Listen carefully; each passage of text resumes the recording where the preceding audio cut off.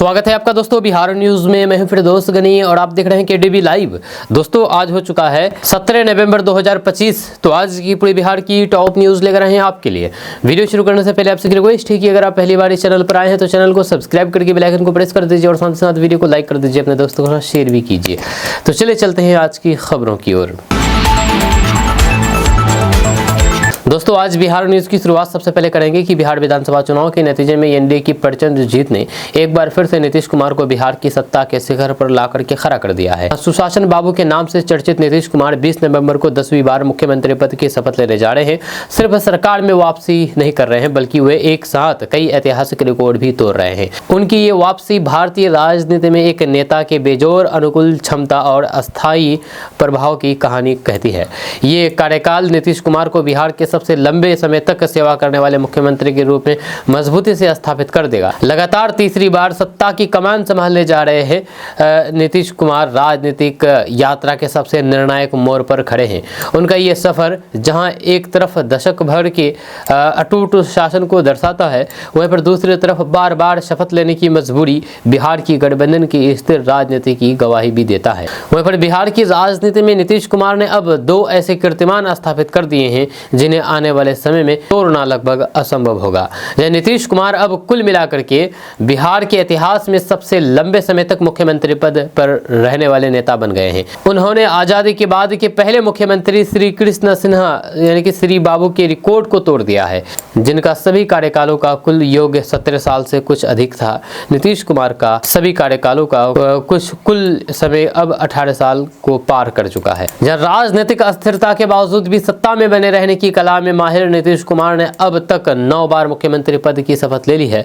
NDA की जीत के बाद वे 10वीं बार शपथ लेकर के एक अनोखा रिकॉर्ड बनाने जा रहे हैं। बार बार पाला बदलने, गठबंधन बदलने, इस्तीफा देने और फिर से मुख्यमंत्री बनने की इस प्रक्रिया ने उन्हें ये अनूठी राजनीतिक पहचान दी है। दोस्तों बिहार में आरजेडी नेता मदन शाह को पिछले महीने टिकट ना मिलने पर अपने कपड़े फाड़ते और फिर फूट फूट करके रोते हुए पटना के राबड़ी आवास पर देखा गया था। तब उन्होंने कैमरे पर कहा था कि आरजेडी 25 सीटों पर सिमट जाएगी। तब वो टिकट नहीं मिलने से नाराज थे। अब विधानसभा चुनाव का रिजल्ट भी आ चुका है। सच में आरजेडी 25 सीटों पर ही सिमट गई है। एक बार फिर उनको मीडिया वालों ने ढूंढ निकाला है। अब मदन शाह ने कहा कि टिकट नहीं मिलने का दर्द ने मुझे पागल कर दिया था। मैं पटना में लालू जी से मिलने गया था लेकिन कोई भी मुझसे नहीं मिला। मैं इतना दुखी हो गया कि मैंने अपना कपड़ा फाड़ दिया। मैं जमीन पर गिर पड़ा और फिर कहा कि मैं श्राप दे रहा हूं कि उनकी पार्टी 25 सीटों तक ही सिमट कर रहेगी और ऐसा ही हुआ है। हालांकि मदन शाह ने कहा कि मुझे अभी भी पार्टी के लिए दुख है। मुझे दुख है कि पार्टी हार गई है, लेकिन भगवान जो करता है अच्छा ही करता है। जब पार्टी में जिसे चाणक्य कहा जाता है वही पार्टी को बर्बाद करने पर तुला हुआ है। जब तक उन्हें पार्टी से नहीं निकाला जाता तब तक कुछ नहीं सुधरेगा। इस बार टिकट बंटवारे में लालू जी से सलाह नहीं ली गई, इसलिए पार्टी का ये हसर हुआ है। वहीं पर मदन शाह ने कहा है कि मुझसे सीधे पैसे नहीं मांगे गए। जब ये मीडिया के जरिए किया गया है तो फिर मैं पैसे कैसे दे सकता था जब मैं उसे सड़क पर नहीं फेंक सकता था। मैंने संजय यादव से बात नहीं की है जब बड़े नेताओं ने मीडिया के जरिए कहा था कि मुझसे टिकट के बदले पैसे मांगे जा रहे हैं। दोस्तों बिहार में नई सरकार की गठन की सुगबुगाहट तेज हो गई है। बिहार के अगले मुख्यमंत्री को लेकर के जारी संयम के बीच पटना वाले चर्चित यूट्यूबर और शिक्षक खान सर ने नीतीश कुमार के नेतृत्व को लेकर के एक बड़ा बयान दिया है। समाचार एजेंसी एएनआई को दिए गए एक इंटरव्यू में खान सर ने साफ तौर पर कहा कि मुख्यमंत्री के स्वास्थ्य ठीक नहीं होने के कारण उनके स्थान पर कोई और व्यक्ति महत्वपूर्ण निर्णय ले रहा है। जब खान सर से पूछा गया है कि क्या वे कभी नीतीश कुमार से मिले हैं तो उन्होंने बिना किसी हिचक के स्वीकार किया है कि वे कई बार उनसे मिल चुके हैं। वहीं पर खान सर ने आगे कहा है कि नीतीश कुमार ने बिहार के विकास के लिए बहुत काम किया है, लेकिन ये भी एक सच्चाई है कि शेर भी एक समय पर बुरा हो जाता है। उन्होंने स्वीकार किया है कि मुख्यमंत्री का स्वास्थ्य अब पहले जैसा नहीं रहा है, जिसकी वजह से उनके फैसले में किसी और का हस्तक्षेप दिख रहा है। वहीं पर एंकर ने जब खान सर से ये सवाल किया कि क्या पार्टी के पास किसी नीतीश कुमार के अलावा कोई और वैकल्पिक चेहरा नहीं है, तो इस पर खान सर ने सीधा जवाब दिया है। उन्होंने अपनी बात रखते हुए जोर देते हुए कहा कि जब तक नीतीश कुमार जिएंगे तब तक वही बिहार के मुख्यमंत्री बने रहेंगे। वहीं पर बिहार के मुख्यमंत्री पर टिप्पणी के अलावा खान सर ने कांग्रेस नेता राहुल गांधी को लेकर भी अपनी राय रखी है। उन्होंने कहा कि लगातार चुनावी हार मिलने के बावजूद भी राहुल गांधी जिस तरह से मेहनत कर रहे हैं और फिर सुधार करने का प्रयास कर रहे हैं, वो एक सकारात्मक बात है। दोस्तों, एनडीए की जीत पर शिवसेना यूबीटी प्रमुख उद्धव ठाकरे की पहली प्रतिक्रिया सामने आई है। उन्होंने एनडीए की जीत पर तंज कसते हुए कहा है कि आखिर इस जीत का राज क्या है। वैसे तो जो जीता वही सिकंदर कहलाता है, लेकिन इस जीत का राज अभी तक कोई भी नहीं समझ पाया है। जब कई बार समझने की कोशिश की गई, इसके बाद भी एनडीए की इस जीत पर एक तरह से सवाल खड़े होते दिख रहे हैं। जहाँ उद्धव ठाकरे ने कहा है कि बिहार में आरजेडी नेता तेजस्वी यादव की हमेशा से अपनी जनसभाओं में भारी भीड़ खींचते नजर आए थे। जब उनकी सभी सभाओं में लोगों की भारी भीड़ जुट रही थी, लेकिन बिहार चुनाव में रिजल्ट ने इसे पूरा पलट दिया है। ऐसे में सवाल उठ रहा है कि क्या तेजस्वी यादव की जनसभा में जुट रही भीड़ वाकई एआई से बनी थी। उद्धव ठाकरे ने आगे कहा कि लोग वहां हर दिन मुश्किलों का सामना करते हैं, लेकिन इतनी जल्दी अपना मन नहीं बदल सकते।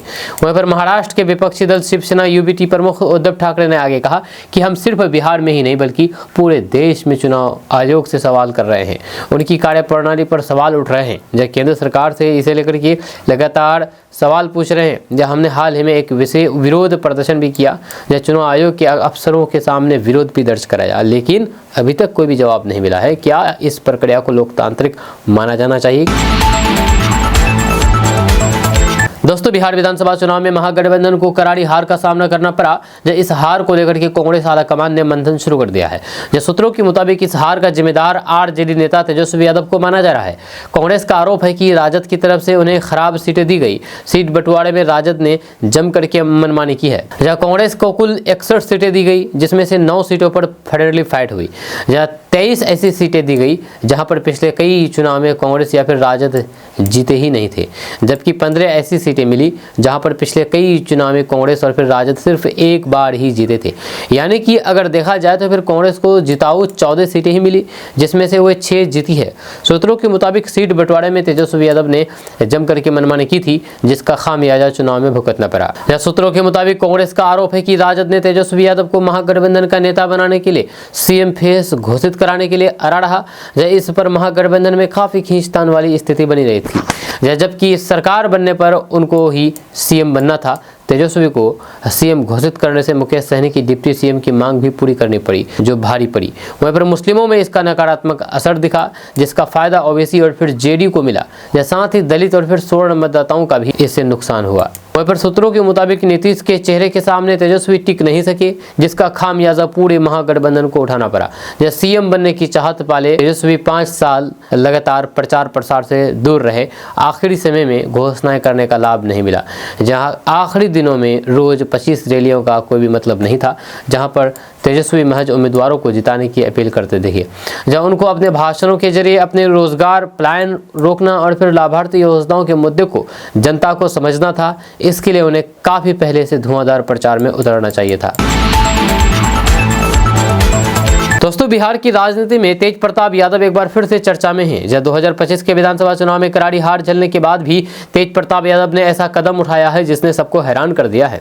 जब उनकी नवगठित पार्टी जनशक्ति जनता दल ने एनडीए सरकार को नैतिक समर्थन देने का फैसला किया है। जी हाँ, इसके साथ ही बहन रोहिणी आचार्य को लेकर भी तेज प्रताप यादव ने बड़ा बयान दिया है, जो ये साफ दिखाता है कि लालू परिवार की अंदरूनी राजनीति अब पूरी तरीके से खुल चुकी है। जेजेडी की अहम बैठक में तेज प्रताप यादव ने ऐलान कर दिया है कि उनकी पार्टी मौजूदा एनडीए सरकार को नैतिक रूप से समर्थन देगी। उन्होंने साफ कहा कि राज्य हित उनके लिए सबसे ऊपर है। जब पार्टी के राष्ट्रीय प्रवक्ता प्रेम यादव ने बताया है कि तेज प्रताप यादव इस फैसले को लंबे समय से सोच रहे थे। ये कदम इसलिए भी अहम है क्योंकि इससे ये स्पष्ट होता है कि तेज प्रताप यादव अब पूरी तरीके से लालू परिवार और आरजेडी की राजनीति से अलग अपनी पहचान बनाना चाहते हैं। जी हाँ, वहीं पर बैठक के दौरान तेज प्रताप यादव ने एक और चौंकाने वाला प्रस्ताव रखा। रोहिणी आचार्य को आज जेजेडी का राष्ट्रीय संरक्षक बनाने का सुझाव दिया। जब प्रेम यादव ने कहा कि तेज प्रताप जल्द ही रोहिणी से इस विषय पर बात करेंगे और उन्हें पार्टी का चेहरा बनने की विनती करेंगे। रोहिणी आचार्य हाल ही में तेजस्वी यादव और फिर संजय यादव पर गंभीर आरोप लगाने के बाद सुर्खियों में आई थी। तेज प्रताप यादव का यह फैसला बताता है कि वे अपनी बहन के साथ हो रहे विवाद को राजनीतिक मजबूती में बदलना चाहते हैं।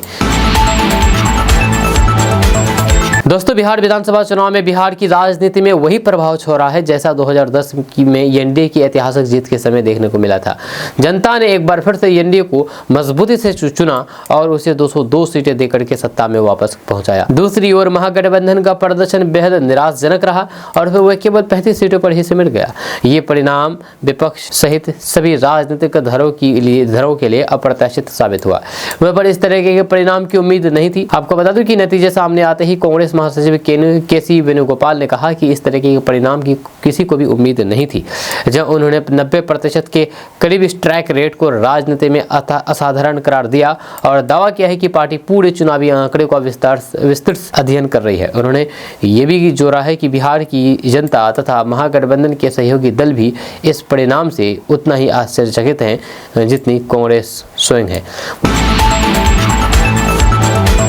दोस्तों, कांग्रेस नेता दिग्विजय सिंह ने तीखा प्रहार करते हुए कहा है कि बिहार विधानसभा चुनाव के नतीजे किसी लोकतांत्रिक प्रक्रिया नहीं बल्कि उत्तर कोरिया, रूस और चीन जैसे देशों के चुनावी पटकथा की तरह लगते हैं, जहां पर मतदान तो होता है लेकिन वोट सिर्फ एक ही पार्टी की झोली में गिरते हैं।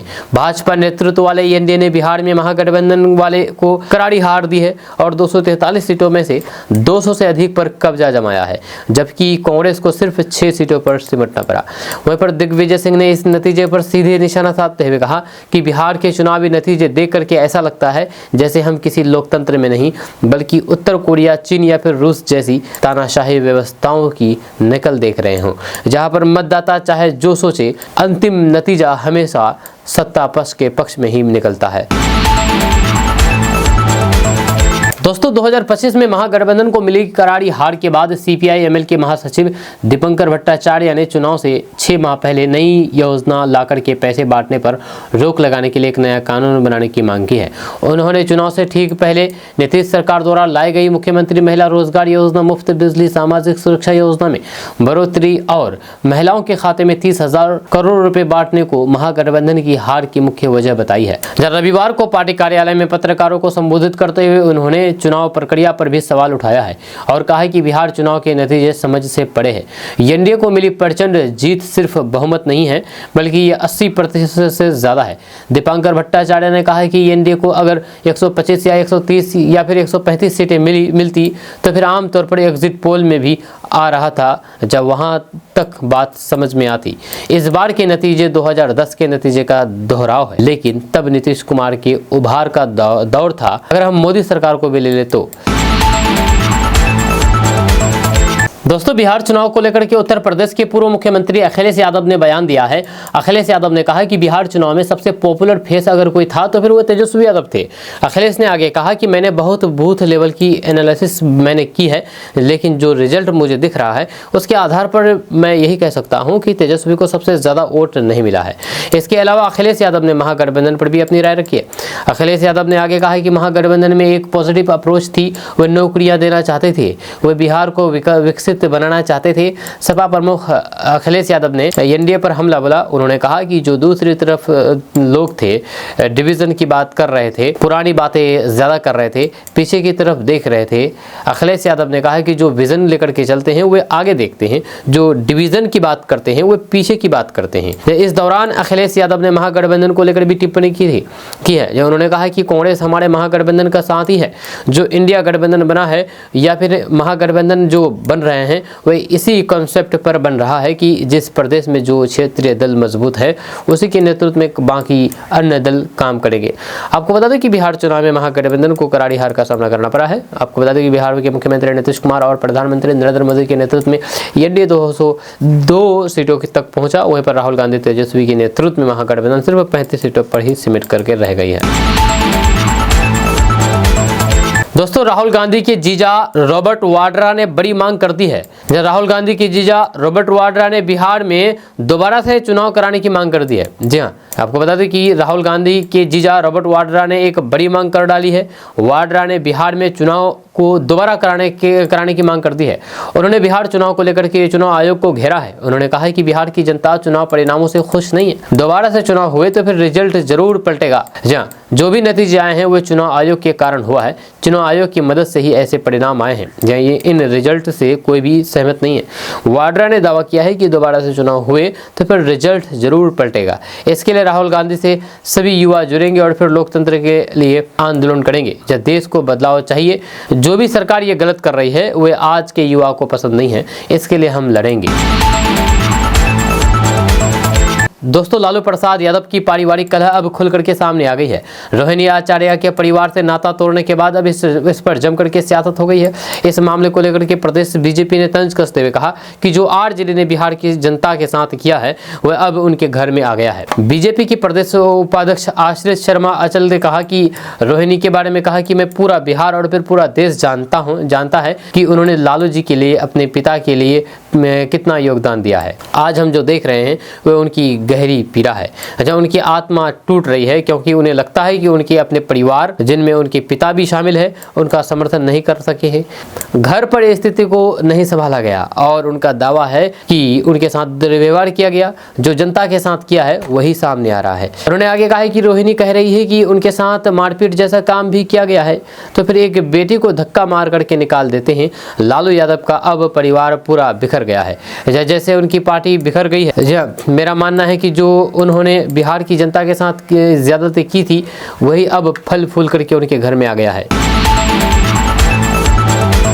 दोस्तों, बिहार विधानसभा चुनाव के बाद आरजेडी के भीतर स्थिति लगातार तनावपूर्ण होती जा रही है। परिवार और फिर पार्टी दोनों स्तरों पर उभर रहे मतभेद अब खुले मंच पर दिखाई देने लगे हैं। इसी पृष्ठभूमि में लालू प्रसाद यादव के बड़े बेटे तेज प्रताप यादव ने अपनी बहन रोहिणी आचार्य से जुड़े विवाद को लेकर के सोशल मीडिया पर एक भावुक और तीखा संदेश शेयर किया है, जिसने परिवार के भीतर चल रही खींचतान को और उजागर कर दिया है। वहीं पर आपको बता दें कि तेज प्रताप यादव ने पार्टी के इंस्टाग्राम हैंडल पर एक लंबा पोस्ट लिख करके अपनी पीड़ा जाहिर की है। उन्होंने कहा है कि हाल ही में जो घटनाएं हुई है उन्होंने उनके भीतर तक हिला दिया है।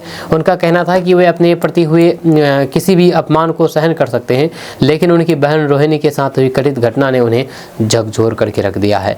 जब पोस्ट में उनकी भावनाएं साफ झलक रही थी कि परिवार के सम्मान पर चोट उन्हें स्वीकार नहीं। वहीं पर तेज प्रताप यादव ने बिना नाम लिए तेजस्वी यादव के माने जाने वाले सलाहकारों संजय यादव और फिर रमेश पर भी निशाना साधा है। उन्होंने संकेत दिया है कि परिवार में बढ़ रहे तनाव की असली वजह यही लोग हैं। तेज प्रताप यादव ने उन्हें जयचंद कह करके संबोधित किया और दावा किया है कि बिहार की जनता इन लोगों द्वारा किए जा रहे परिवार पर वार को कभी माफ नहीं करेगी। वहीं पर तेज प्रताप यादव ने अपनी बहन रोहिणी आचार्य के उस बयान का भी जिक्र किया है जिसमें उन्होंने दावा किया था कि किसी ने उनके खिलाफ चप्पल उठाया।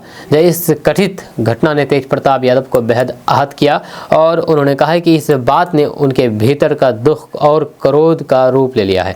उन्होंने ये भी कहा है कि कुछ चुनिंदा चेहरों ने तेजस्वी यादव की समझदारी पर भी पर्दा डाल दिया है, जिससे हालात और बिगड़ रहे हैं।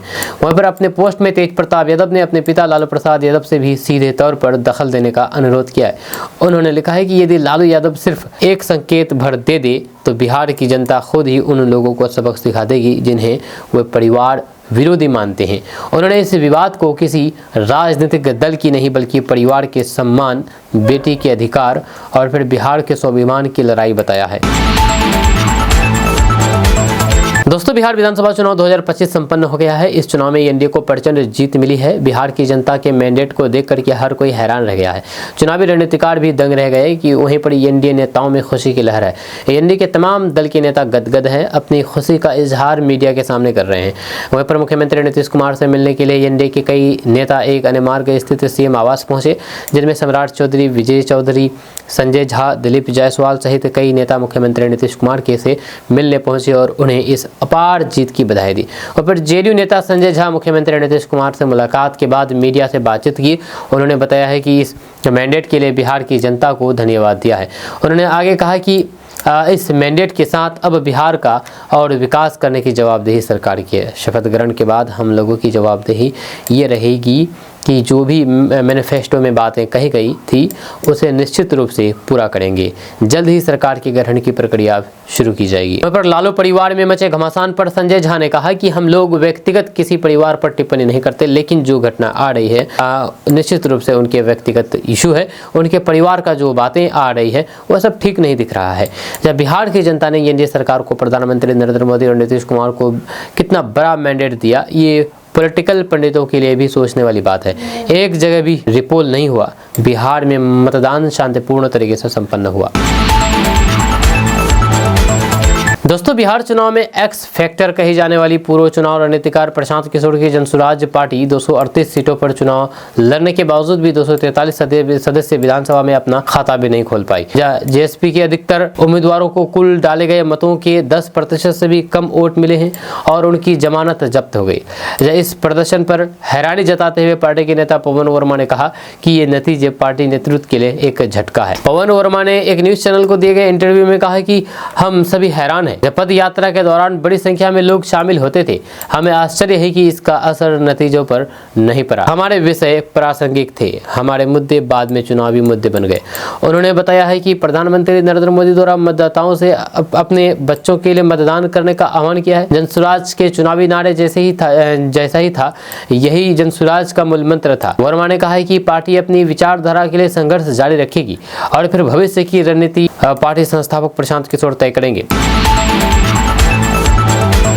दोस्तों, उत्तर प्रदेश चुनाव 2027 के लिए मायावती और ओवैसी साथ आ सकते हैं। जी हाँ, दरअसल बात है कि बिहार विधानसभा चुनाव में एनडीए गठबंधन की जीत जहां तय दिखी, वहीं पर बहुजन समाज पार्टी का अप्रत्याशित उभार इस चुनाव का सबसे बड़ा राजनीतिक ट्विस्ट बनकर के सामने आया। बसपा ने यानी कि बहुजन समाज पार्टी ने एक सीट जीत करके सभी बड़े दलों को चौंका दिया है, खासतौर पर तब जब पार्टी ना तो चुनावी फील्ड में मजबूत दिखाई दे रही थी और ना ही मायावती ने ज्यादा प्रचार किया था।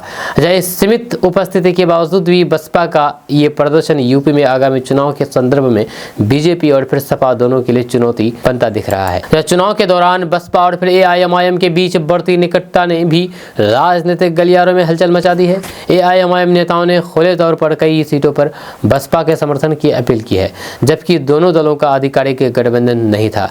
पर बसपा नेता अनिल पटेल और फिर विजयी उम्मीदवार पिंटू यादव की प्रेस कॉन्फ्रेंस में एआईएमआईएम के झंडे का दिखना, जुलूसों में एआईएमआईएम की उपस्थिति और फिर प्रदेश अध्यक्ष द्वारा बसपा को वोट देने की अपील इस बात का संकेत थी कि दोनों दल पर्दे के पीछे तालमेल बना रहे हैं। वहीं पर असदुद्दीन ओवैसी ने अपने आधिकारिक गठबंधन सहयोगी चंद्रशेखर आजाद के साथ भी एक मंच शेयर नहीं किया, जो इन अटकलों को और भी मजबूत कर दिया है। वहीं पर वरिष्ठ पत्रकारों का मानना है कि मायावती और फिर ओवैसी के बीच बातचीत जरूर हुई है। एआईएमआईएम प्रवक्ता असीम वकार द्वारा मायावती को प्रधानमंत्री बनाने की इच्छा जताना भी रिश्ते में संभावित गर्माहट की ओर इशारा करता है। अक्टूबर में मायावती की रैलियों और फिर मुस्लिम समाज के साथ बैठकें और इसके बाद ओवैसी की बढ़ती नजदीकियां इस राजनीतिक समीकरण को मजबूत बनाती है। पर दोनों दल पहले भी 2020 में साथ आ चुके हैं और फिर अब बसपा ही एकमात्र राष्ट्रीय पार्टी है जिसने ओवैसी के साथ गठबंधन किया था। जी हाँ, विशेषज्ञों का मानना है कि मार्च अप्रैल 2026 तक इस संबंध में बड़ा राजनीतिक घटनाक्रम दिख सकता है। दोस्तों, एनडीए की बम्पर जीत के बाद भी बिहार में गैर एनडीए की सरकार बन सकती है, गैर भाजपा की सरकार बन सकती है, यानी कि महागठबंधन की सरकार बन सकती है। दरअसल बिहार विधानसभा चुनाव 2025 के परिणाम जारी हो चुके हैं। बिहार में इस बार के चुनाव परिणाम अप्रत्याशित रहे। एनडीए ने बिहार की 242 सीटों में से 202 सीटों पर प्रचंड जीत हासिल की है। वहीं पर महागठबंधन 35 सीटों पर ही सिमट करके रह गया। असदुद्दीन ओवैसी की एआईएमआईएम ने 5 सीटों पर जीत हासिल की है। वहीं पर आरजेडी के लिए ये 2010 के बाद का सबसे खराब प्रदर्शन रहा है। इस बार के बिहार चुनाव में भाजपा सबसे बड़ी पार्टी बनकर के उभरी है और दूसरे नंबर पर उसके सहयोगी पार्टी नीतीश कुमार की जेडीयू है। भाजपा अपनी प्रचंड जीत पर खुशी से गदगद भले ही है, लेकिन नीतीश कुमार जो 10वीं बार बिहार के मुख्यमंत्री की कुर्सी संभालने जा रहे हैं, नीतीश कुमार अगर चाह ले तो बिहार में आराम से भाजपा के समर्थन के बिना ही बिहार सरकार बना सकते हैं। चलिए कैसे, इसके बारे में जानते हैं। तो चुनाव आयोग द्वारा जारी किए गए चुनाव परिणाम के अनुसार एनडीए गठबंधन में शामिल राजनीतिक दलों ने कुल 202 सीटों पर जीत हासिल की है।